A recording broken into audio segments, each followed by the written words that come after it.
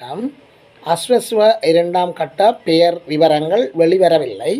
ஆயினும் பெயர் விவரங்கள் வெளிவராத காரணத்தினால அந்த பெயர் விவரங்கள் பார்ப்பதற்காக உங்களுடைய பெயர் விவரங்களை பார்ப்பதற்காக எங்களுடைய பெயர் அஸ்வஸ்வக்கு தெரிவு செய்யப்பட்டிருக்கின்றோமா அல்லது தெரிவு செய்யப்படவில்லையா என்று சொல்லி பார்ப்பதற்கான ஒரு வசதி கூகுள் ப்ரௌசரில் இருக்கிறது. இது எவ்வாறு இந்த அஸ்வஸ்வ கொடுப்பரவு செலக்டட் பண்ணியிருக்கின்றார்கள், யார் யாருக்கு கிடைக்கும், யார் யாருக்கெல்லாம் கிடைக்காது என்று சொல்லி பார்ப்பதற்கு உங்களுக்கு ஒரு ஆர்வக்கோளாறு இருக்கும். அஸ்வஸ்வ தகுதி இருந்தும் எல்லோரும் பதிவு செய்திருக்கின்றார்கள். தகுதி உடையவர்கள், தகுதி அற்றவர்கள் என்று சொல்லி ஏறக்குறைய 4 லட்சம் பெயர்கள் இந்த 2ஆம் கட்ட அஸ்வஸ்வ பதிவு செய்யப்பட்டிருக்கின்றார்கள். முதலாம் கட்டத்தின் உள்ளில் பார்த்த போல முதலாம் கட்ட பெயர் விவரங்கள் பார்த்த லிங்க் மாதிரி இங்கும் ஒரு லிங்க் இருக்குது. அந்த லிங்கை நாங்கள் கிளிக் பண்ணி பார்க்கின்ற போது அங்கே எங்களுடைய பெயர்கள் விவரங்கள் தென்படும். எனவே நாங்கள் அஸ்வஸ்வக்கு தெரிவு செய்யப்பட்டிருக்கிறோமா, 2ஆம் கட்ட பெயர் பட்டியலில் எங்களுடைய பெயர்கள் வந்திருக்கிறதா என்று சொல்லி நாங்கள் பார்ப்பதற்கான ஒரு சந்தர்ப்பம் ஒன்று கிடைத்திருக்கின்றது. முதலாம் கட்டத்தில் உள்ள ஒரு லிங்க் ஒன்று இருக்கின்றது. அது அந்த விவரங்கள் தெரிவு செய்யப்பட்டிருக்கிறோமா, தெரிவு செய்யப்பட்டிருக்கவில்லையா என்று பார்க்கலாம். அது எப்படி யார் யார் தெரிவு செய்யப்பட்டிருக்கின்றார்கள், யார் யார் தெரிவு செய்யப்படவில்லை என்று சொல்லி பார்க்கக்கூடிய மாதிரி இருக்கும்.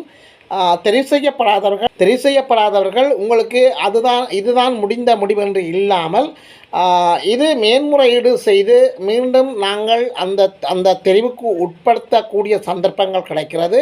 மேன்முறையீட்டின் ஊடாக பல நன்மைகள் இருக்கின்றது. அந்த மேன்முறையீடு செய்கின்ற முறைகள் சம்பந்தமாக நாங்கள் அது தேவையான சந்தர்ப்பத்தில் உங்களுக்கு தெளிவாக விளங்கப்படுத்துவோம். எனவே ஒருவர் தெரிவு செய்யப்பட்டால் அவரை அல்லது தவறான முறையில் ஒருவர் தெரிவு செய்யப்பட்டால் அவரை எவ்வாறு நிராகரிப்பது என்பது சம்பந்தமாகவும் உங்களுக்கு நாங்கள் சொல்லித்தருகின்றோம். வாய்ப்புகள் கிடைக்கின்ற போது அவற்றையெல்லாம் நாங்கள் உங்களுடன் பகிர்ந்து கொள்வோம். எனவே எமது காணொலிக்கு நீங்கள் புதியவராக இருந்தால் அல்லது சப்ஸ்கிரைப் பண்ணாமல் தொடர்ந்து பார்ப்பவராக இருந்தால் கமெண்ட்ஸ் பண்ணுங்கள், லைக் பண்ணுங்கள், அருகில் இருக்கின்ற பெல் ஐகானை கிளிக் பண்ணி நாங்கள் போடுகின்ற காணொலிகள் அனைத்தையும் உடனுக்குடன் பார்க்கக்கூடியவாறான அந்த நோட்டிஃபிகேஷனை ஏற்படுத்தி கொள்ளுங்கள். இந்த 2ஆம் கட்டம் அஸ்வஸ்வ 2ஆம் கட்டத்திற்கு ஏராளமான பெயர்கள் பதிவு செய்திருக்கின்றார்கள். வகை தொகைகள் இல்லாமல் பதிவு செய்திருக்கின்றார்கள். நாங்கள் ஏற்கனவே சொல்ல மாதிரி வசதி படைத்தவர்கள், வசதி படைக்காதவர்கள், ஏழைகள் என்று சொல்லியெல்லாம் பதிவு செய்திருக்கின்றார்கள். இந்த இடத்துல 2ஆம் கட்ட பதிவு செய்திருக்கின்றார்கள். அவர்களுடைய பெயர் பட்டியல்கள் பல நிராகரிப்புகள் உடன் காணப்படுகின்றது, சில நிராகரிப்பு இல்லாமல் காணப்படுகின்றது. இந்த நிராகரித்தவர்களுக்கு மீண்டும் ஒரு வாய்ப்பு மேன்முறையீடு செய்வதற்காக அளிக்கப்பட்டிருக்கின்றது. மேன்முறையீடு செய்யும் முறை பற்றி நாங்கள் கண்டிப்பாக புரிதொரு சந்தர்ப்பத்தில் அதை உங்களுக்கு தெளிவுபடுத்துவோம். மிக கவனமாக பூரணப்படுத்தப்பட வேண்டும். எனவே நேரம் வருகின்ற போது நாங்கள் அவற்றை உங்களுக்கு தரக்கூடியதாக இருக்கும். தகுதி இல்லாதவர்கள் தெரிவு செய்யப்பட்டால் அவர்களை எவ்வாறு நிராகரிப்பது என்பது சொல்வாகவும் அதுவும் நாங்கள் அதன் சந்தர்ப்பங்கள் வருகின்ற போது அது சம்பந்தமான காணொலி ஒன்றை நாங்கள் உங்களுக்கு தரக்கூடிய மாதிரி இருக்கும். இப்பொழுது நாங்கள் பார்க்க போகிற விடயம் என்னென்னு சொன்னால் அஸ்வஸ்வ 2ஆம் கட்ட பதிவுக்கு பெயர் பட்டியலில் யார் யாருடைய பெயர்கள் வந்திருக்கின்றது, யார் யாருடைய பெயர்கள் எல்லாம் வரவில்லை, அதாவது தெரிவு செய்யப்பட்டிருக்கின்றவர்கள், செலக்டட்டுக்கு உட்படுத்தப்பட்டவர்கள், செலக்டட்டுக்கு உட்படுத்தப்படாதவர்கள். எனவே இந்த விவரங்களை உங்களுக்கு கிடைக்கும். இந்த அஸ்வஸ்வ பெயர் பட்டியல்கள் வெளிவந்து எங்களுக்கு கிடைக்குமா அல்லது இனிமேல் கிடைக்காதா அல்லது இன்னும் பெற முடியாதா என்று சொல்லி ஏக்கத்துடன் நீங்கள் இருப்பீர்கள். எனவே இது சம்பந்தமாக நாங்கள் ஒரு லிங்கின் ஊடாக இந்த அஸ்வஸ்வ எங்களுடைய பெயர் பட்டியல்கள் வந்திருக்கிறதோன்னு சொல்லி பார்க்கக்கூடியதாக இருக்கும். கூகுளுக்குள் சென்று கூகுள் ப்ரௌசரில் வந்து www.wbb.lk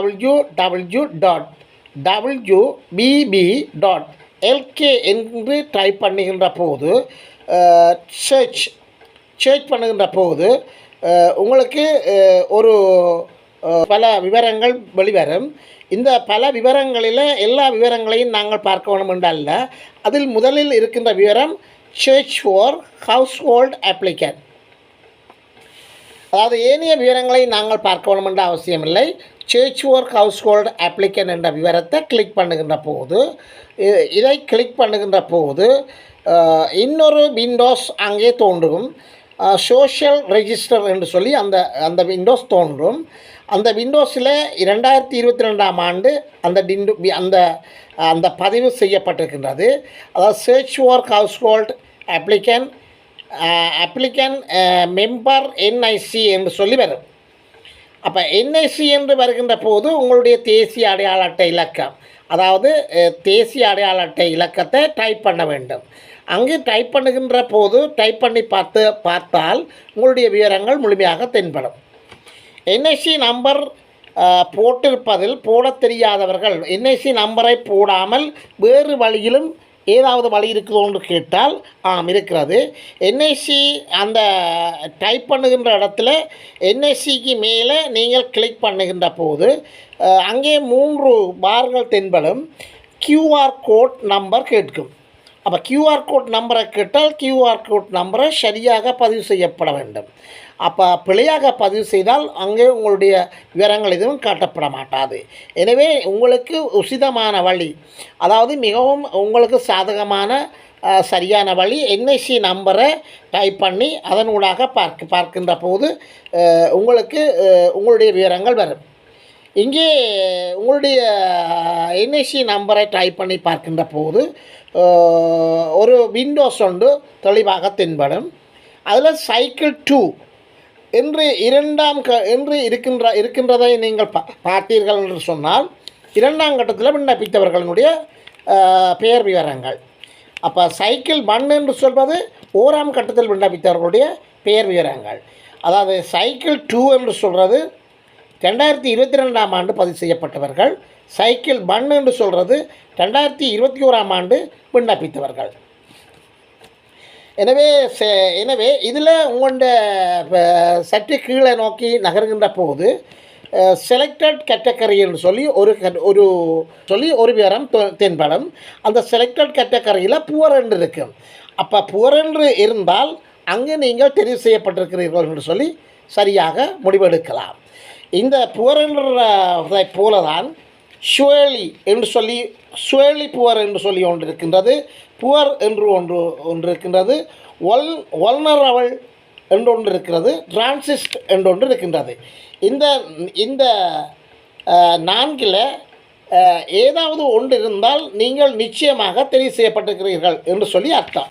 அதே போல் செலக்டட் கேட்டகரியில் நாட் செலக்டட் என்று சொல்லி காணப்பட்டிருந்தால் நிச்சயமாக நீங்கள் அங்கு தெரிவு செய்யப்படவில்லை, அதாவது நீங்கள் நிராகரிக்கப்பட்டிருக்கின்றீர்கள்.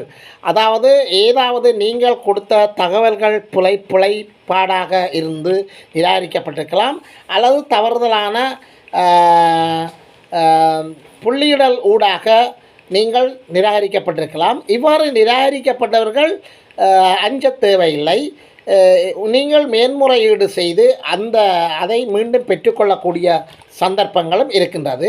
எனவே அஸ்வஸ்வ 2ஆம் கட்டத்தில் சிலர் தெரிவு செய்யப்பட்டிருக்கின்றார்கள், சிலர் தெரிவு செய்யப்படவில்லை. எனவே தெரிவு செய்யப்படாதவர்கள் அஞ்ச தேவையில்லை, மேன்முறையீடு செய்யலாம். தெரிவு செய்யப்பட்ட சில மதிப்பீடுகளின் காரணமாக, தவறான சில மதிப்பீடுகளின் காரணமாக தெரிவு செய்யப்படாமல் இருக்கலாம். ஆயினும் அஸ்வஸ்வ சம்பந்தமாக 2ஆம் கட்ட பெயர் பட்டியல்கள் முறையாக வெளியிடப்படவில்லை. ஆனால் நாங்கள் இந்த கூகுள் ப்ரௌசரினூடாக போய் ஒரு பார்த்து எங்களுடைய மனதை திருப்திப்படுத்தக்கூடியவாறு அல்லது எங்களுடைய மனதை சாந்தப்படுத்தக்கூடியவாறான ஒரு வேலையைத்தான் இப்பொழுது செய்திருக்கின்றோம்.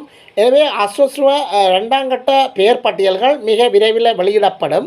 எனவே அது அவ்வாறு வெளியிடப்படுகின்ற போது அது சம்பந்தமான விவரங்களையும் நாங்கள் உங்களுக்கு உடனுக்குடன் தரக்கூடிய மாதிரி இருக்கும்.